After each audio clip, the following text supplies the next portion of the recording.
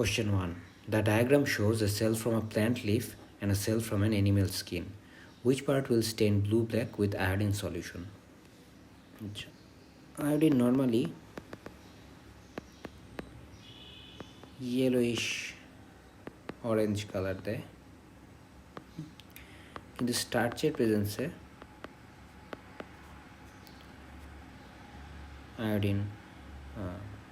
Iodine starch একটি complex form করে যেটা ব্লু ব্ল্যাক কালার দেয়। এই কালার দেখে আমরা স্টার্চের প্রেজেন্স ডিটেক্ট করতে পারি আয়োডিনের সাহায্যে। আর আমরা জানি স্টার্চ বিল্ড আপ হয় প্ল্যান্ট সেলের ক্লোরোপ্লাস্টের স্ট্রোমায়। বেসিক্যালি ফটোসিনথেসিসের মাধ্যমে প্ল্যান্ট যে গ্লুকোজ প্রডিউস করে বা অন্যান্য সুগার প্রডিউস করে তাদেরকে স্টার্চ ফর্মে, স্টার্চ গ্র্যানিউলের ভিতর স্টার্চ ফর্মে প্ল্যান্ট স্টোর করে থাকে। অর্থাৎ আমাদের স্টার্চগুলো ক্লোরোপ্লাস্টে, প্ল্যান্ট সেলের ক্লোরোপ্লাস্টে জমা থাকে। তো আমরা যদি আমাদের ফিগারগুলো দেখি, ফিগার থেকে বোঝা যাচ্ছে সহজেই, যেহেতু এখানে একটি সেল ওয়াল দেখা যাচ্ছে, আবার একটি ভ্যাকিউল দেখা যাচ্ছে। এটি আমাদের প্ল্যান্ট সেল, আর এটি আমাদের অ্যানিম্যাল সেল। তো অ্যানিম্যাল সেলে যেহেতু আমাদের ক্লোরোপ্লাস্ট থাকার কোনো সম্ভাবনা নেই, তা আমরা এটিকে বাদ দিতে পারি। এ আর বি এর মধ্যে এ পরিষ্কারভাবেই সেল ওয়াল ডিনোট করছে, আর বি ক্লোরোপ্লাস্ট ডিনোট করছে। ওকে, এবার আমরা জানি ক্লোরোপ্লাস্টেই স্টার্চ জমা হয়। তাহলে আয়োডিন সলিউশনে এই ক্লোরোপ্লাস্টগুলোই ব্লু ব্ল্যাক সলিউশন দিবে। তাহলে কারেক্ট আনসার হবে B. Question number 2. What are characteristics of bacteria? এখানে আমাদেরকে 3টি প্রপার্টি, যে সাইটোপ্লাজম আছে কি নেই, ডিএনএ আছে কি নেই এবং নিউক্লিয়ার মেমব্রেন আছে কি নেই, এর উপর বেস করে আইডেন্টিফাই করতে হবে যে কোনটি ব্যাকটেরিয়ার ক্যারেক্টারিস্টিক্স ডিনোট করছে। আচ্ছা, তো যে কোনো সেলেই আসলে হচ্ছে গিয়ে সাইটোপ্লাজম থাকেই সবসময়। হ্যাঁ, তো ব্যাকটেরিয়ার সেলে অবশ্যই একটি সাইটোপ্লাজম থাকে। আর ব্যাকটেরিয়ারও প্রায় সব সেলের মতো ডিএনএও থাকে জেনেটিক ম্যাটেরিয়াল হিসেবে। কিন্তু ব্যাকটেরিয়াতে ইউক্যারিওটের মতো, ব্যাকটেরিয়া যেহেতু প্রোক্যারিওট, এতে ইউক্যারিওটের মতো কোনো নিউক্লিয়ার মেমব্রেন এক্সিস্ট করে না। আমরা জানি ইউক্যারিওটিক সেলে সাধারণত একটি নিউক্লিয়ার মেমব্রেনের ভিতর তার ক্রোমোজোম বা ডিএনএটা এক্সিস্ট করে।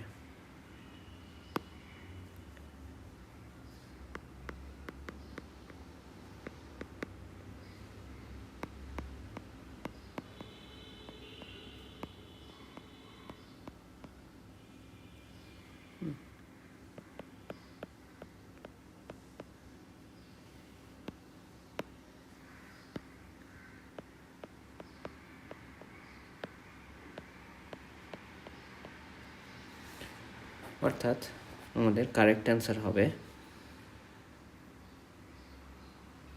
Number B.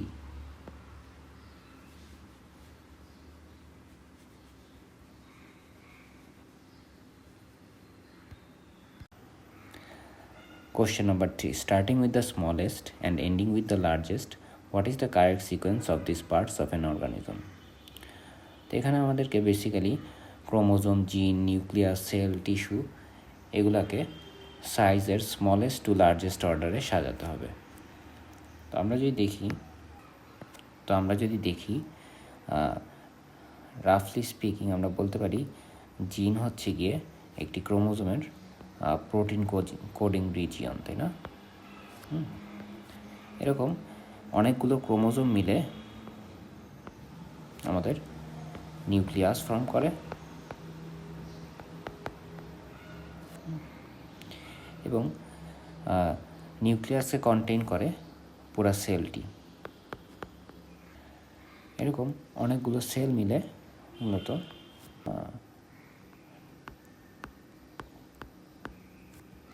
টিস্যু ফর্ম করে।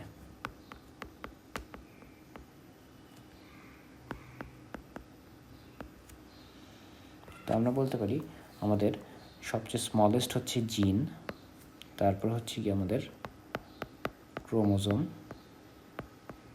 তারপর নিউক্লিয়াস, তারপর সেল, তারপর টিস্যু। তো আমাদের কারেক্ট অ্যান্সার হবে gene, chromosome, nucleus, cell, tissue, number C.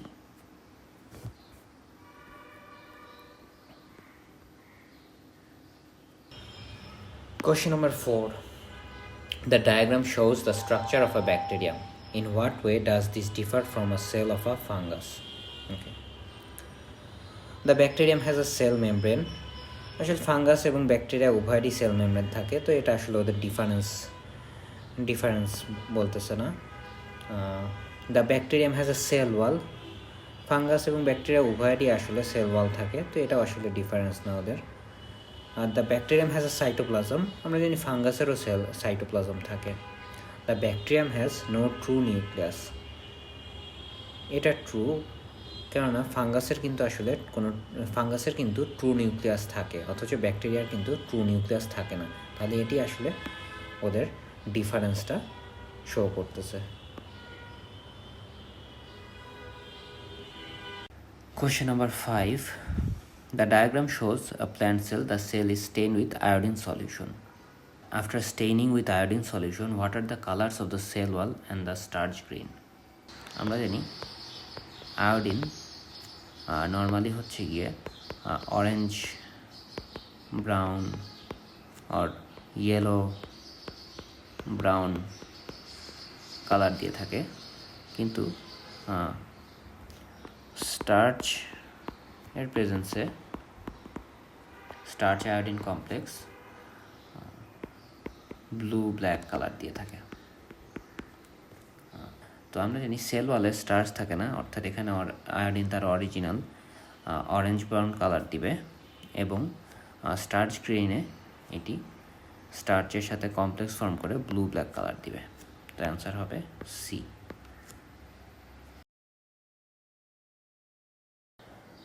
Question 6. Which row shows some of the structures found in bacteria, fungi and viruses? তো আমরা যদি চিন্তা করি ব্যাকটেরিয়া, যা মূলত একটি প্রোক্যারিওট, এবং ফাঙ্গাই এক ধরনের ইউক্যারিওট।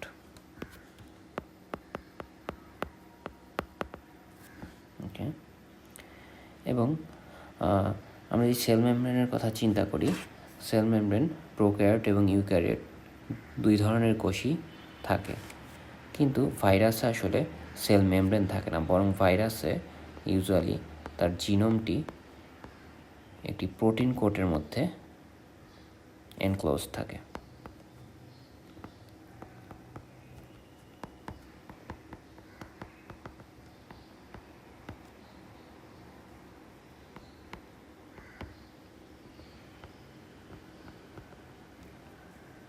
তো এখানে আমাদের অপশন 1 দেখাচ্ছে যে ব্যাকটেরিয়ায় সেল মেমব্রেন আছে, ফাঙ্গাইয়েও সেল মেমব্রেন আছে, কিন্তু ভাইরাসে কোনো সেল মেমব্রেন নাই। তাহলে এটিকে আমরা কারেক্ট বলে ধরে নিতে পারি। ওকে, তো সেকেন্ড অপশনটি যদি আমরা দেখি, এখানে বলা হচ্ছে ব্যাকটেরিয়াতে সেল ওয়াল নেই, ফাঙ্গাইতে আছে এবং ভাইরাসে আছে। না, ভাইরাসে আসলে কোনো সেল ওয়াল থাকে না, এটিতে প্রোটিন কোট থাকে, আউটার একটি প্রোটিন এনভেলপ থাকে, এবং ব্যাকটেরিয়াতে কিন্তু আসলে সেল ওয়াল প্রেজেন্ট থাকে, এবং ফাঙ্গাইতেও সেল ওয়াল প্রেজেন্ট থাকে। তাহলে এটি আসলে কারেক্ট না। ওকে, nucleus.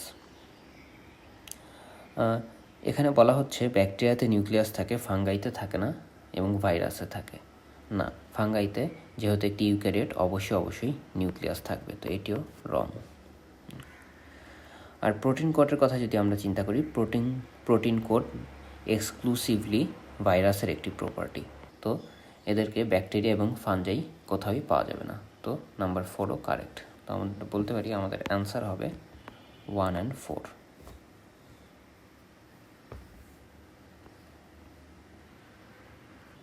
Question number 7. A plant has leaves with both green and white areas. One of its leaves is partly covered with aluminum foil which blocks light. The plant is then placed under a lamp for 24 hours. After this time, the discs are cut from the areas of the leaf shown and tested with iodine solution. Which leaf disc will give a blue-black color when tested with iodine solution? Okay. তো এখানে একটি প্ল্যান্টের leaf আছে, এর white region এবং green region আছে। Shaded রিজিয়নটি তার green region. ওকে, তার উপর একটি অ্যালুমিনিয়াম ফয়েল রাখা হয়েছে। তো যেখানে অ্যালুমিনিয়াম ফয়েল রাখা আছে সেই রিজিয়নটিতে প্ল্যান্টটি কোনো লাইটের অ্যাক্সেস পাবে না। ওকে, 24 ঘন্টা পর প্ল্যান্টের XYZ এই রিজিয়নগুলো থেকে অংশ কেটে নিয়ে আলাদা করে আয়োডিন সলিউশন দিয়ে ট্রিট করলে আমরা কোথায় ব্লু ব্ল্যাক কালার দেখতে পাবো? আমরা আগেও দেখেছি আয়োডিন নর্মালি ইয়েলোইশ কালার দেয়, কিন্তু স্টার্চের প্রেজেন্সে যেখানে স্টার্চ পাওয়া যায় সেখানে আয়োডিন স্টার্চের সাথে একটি কমপ্লেক্স ফর্ম করে ব্লু ব্ল্যাক কালার দিয়ে থাকে। তো আমরা জানি স্টার্চ ইউজুয়ালি ক্লোরোপ্লাস্টে বিল্ড আপ হয়। ক্লোরোপ্লাস্টে ফটোসিনথেসিসের ফলে যে গ্লুকোজ প্রডিউসড হয়, ফটোসিনথেসিসের ফলে গ্লুকোজ প্রডিউসড হয় বা সুগার প্রডিউসড হয়, সেটিকে সে স্টার্চ হিসেবে স্টোর করে রাখে।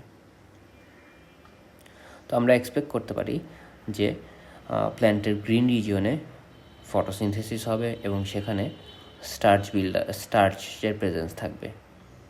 ওকে, তো আমাদের গ্রিন রিজিয়নের আন্ডারে যে দুটি পার্ট পড়ছে ওয়াই আর জেড, কিন্তু জেড রিজিয়নটি যেহেতু অ্যালুমিনিয়াম ফয়েল দিয়ে ঢাকা ছিল, এখানে প্ল্যান্ট আসলে লাইটের কোনো অ্যাক্সেস পাবে না। তো এখানে আসলে ফটোসিনথেসিসও হবে না। অ্যাজ আ রেজাল্ট গ্লুকোজ বা সুগার তৈরি হবে না এবং স্টার্চের বিল্ড আপও হবে না। তো আমরা এক্সপেক্ট করতে পারি যে আমরা ওয়াই রিজিয়নটাতেই খালি ব্লু ব্ল্যাক কালার পাবো। তো আমাদের answer only D.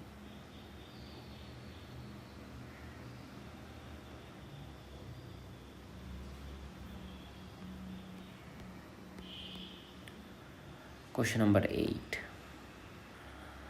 The diagram shows some of the structures in plant cell. Which label parts show a sap vacuole, nucleus and a chloroplast? Okay.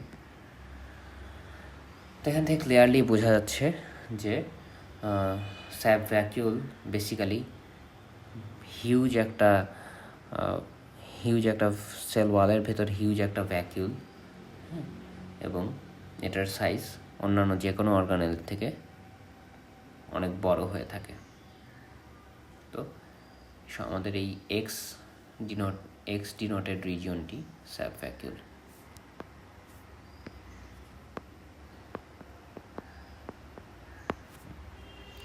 আর আমরা জানি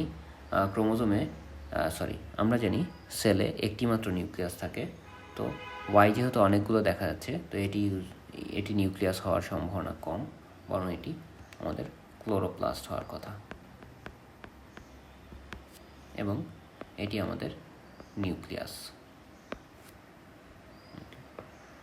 তাহলে আমাদের solution X vacuole, Y chloroplast এবং Z nucleus, অর্থাৎ number B.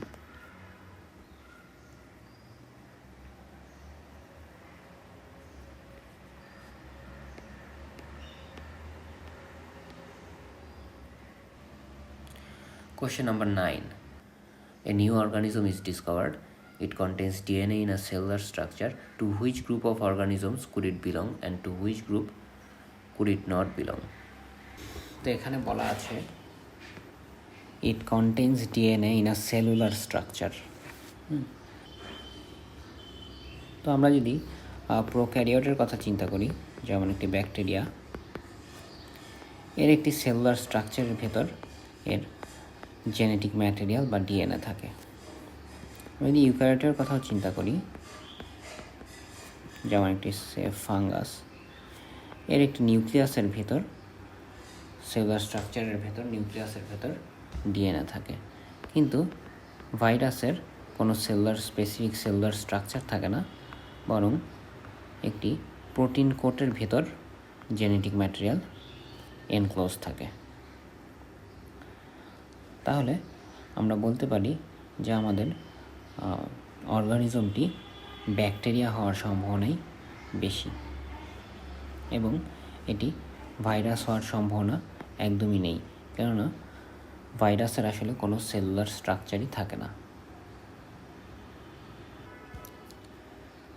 তাহলে আমরা choose করতে পারি অপশন বি।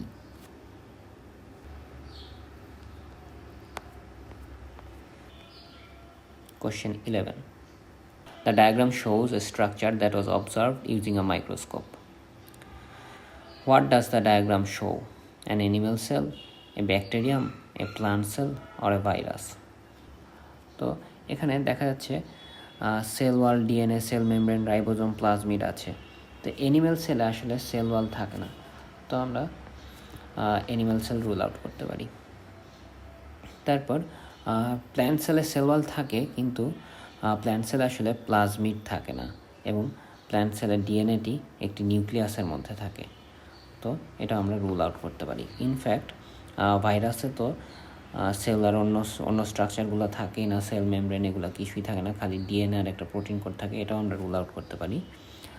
আরও আমরা কনফার্ম হতে পারি প্লাজমিড আসলে ব্যাকটেরিয়ার একটি unique feature.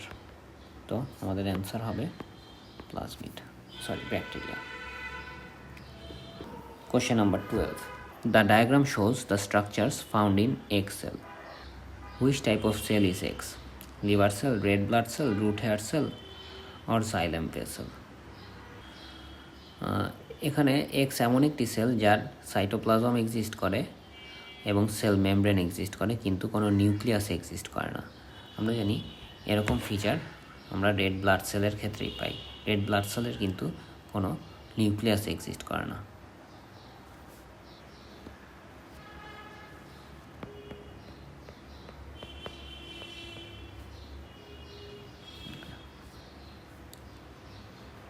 Question number 13. What is an example of an organ? Digestive system, eye, blood, neuron. এটা খুব সহজ। নিউরন হচ্ছে গিয়ে এক ধরনের সেল। ডাইজেস্টিভ সিস্টেম অনেকগুলো অর্গান মিলে একটি সিস্টেম, যেটা আমাদের ডাইজেশনকে কন্ট্রোল করে, যেমন মাল্টিপল অর্গানস,